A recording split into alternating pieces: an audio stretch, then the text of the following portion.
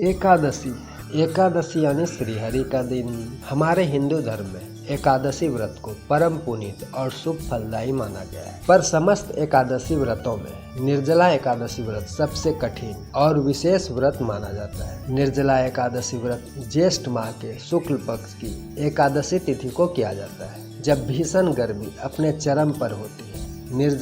निर्जला यानी बिना जल के। इस एकादशी के दिन व्रती को अन्न के साथ साथ जल का भी त्याग करना पड़ता है। यही कारण है कि यह व्रत अत्यधिक कठोर और तपस्वी माना गया है। शास्त्रों के अनुसार जो भी चर प्राणी निर्जला एकादशी व्रत को पूर्ण श्रद्धा और नियम पूर्वक करता है, उसे वर्ष के समस्त 24 एकादशी व्रत करने का पुण्य फल प्राप्त हो जाता है। इस व्रत में केवल शारीरिक तप नहीं बल्कि मानसिक और वाणी का संयम जरूरी होता है। यही विशेषताएं इसे बाकी सभी एकादशियों से अलग करती है और सबसे कठिन बनाती है। जहां अन्य एकादशी व्रत में फलाहार या जलाहार की छूट होती है, वही निर्जला एकादशी पर फल का रस, दूध या कोई भी पेय पदार्थ तक वर्जित होता है। निर्जला एकादशी व्रत जेठ महीने की चिलचिलाती गर्मी में रखा जाता है। ऐसे में अन्न फल तो छोड़िए, बिना जल के रहना किसी अग्नि परीक्षा से कम नहीं होता। यह दिन आध्यात्मिक शुद्धि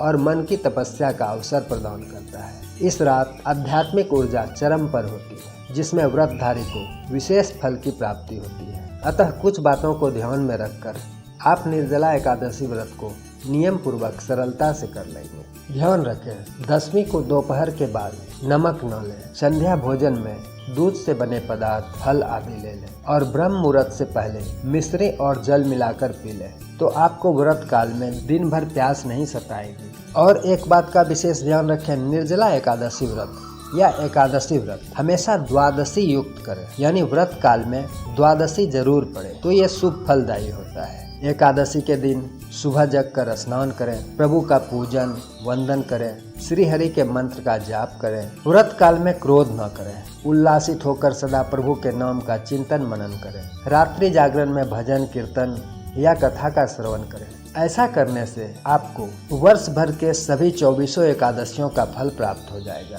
साथ ही निर्जला एकादशी व्रत की कथा भी जरूर सुनें। कथा इस प्रकार है। एक बार महर्षि कृष्णद्वैपायन श्री वेद व्यास देव, जो पांडवों के पितामह हैं, उनसे पांडव पुत्र भीमसेन विनम्र रूप से जिज्ञासा करते हुए कहते हैं कि हे पितामह, मैंने साधु संतों के श्रीमुख से सुना है कि भगवान कृष्ण की भक्ति करने के लिए एकादशी व्रत रखना अति आवश्यक होता है। मेरे बड़े भाई महाराज युधिष्ठिर, मेरी पत्नी महारानी द्रौपदी और मेरे अन्य भाई भी एकादशी व्रत का पालन करते हैं, लेकिन मेरे जीवन का एकमात्र कष्ट यही है कि मैं एकादशी व्रत का पालन नहीं कर पाता, क्योंकि मैं वायुपुत्र भीम हूँ। इसलिए मेरे लिए भूखा रह पाना असंभव है, और वह भी महीने में 2 बार बिना कुछ खाए या बिना कुछ पिए रह पाना मेरे लिए मुमकिन ही नहीं।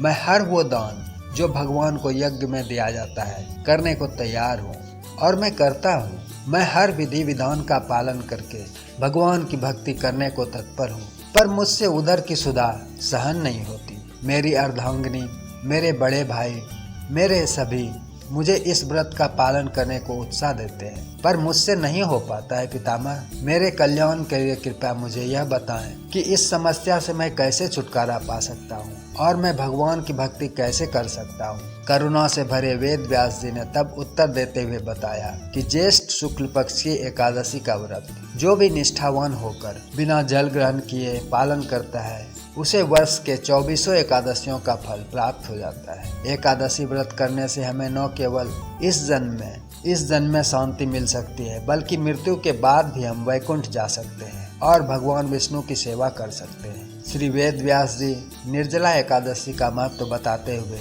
आगे यह भी कहते हैं कि कलयुग में जहाँ बुराई चारों ओर फैले हुए होगी, दुख क्लेश धोखा सभी मनुष्य निरंतर करने लगेंगे और अपने पाप का घड़ा भरते चले जाएंगे, उस समय एकमात्र एकादशी व्रत का पालन ही मनुष्यों के पाप को काट सकता है और भगवान की ओर उन्हें अग्रसर कर सकता है। श्री वेद व्यास देव जी का कथन सुनकर सभी पांडव निर्जला एकादशी व्रत पालन करने में जुट गए, और इसी घटना के कारण इस एकादशी का नाम पांडव निर्जला एकादशी भी पड़ गया। आप सभी को पांडव निर्जला एकादशी की हार्दिक शुभकामनाएं। जय जय श्री हरि, जय जय सिया राम।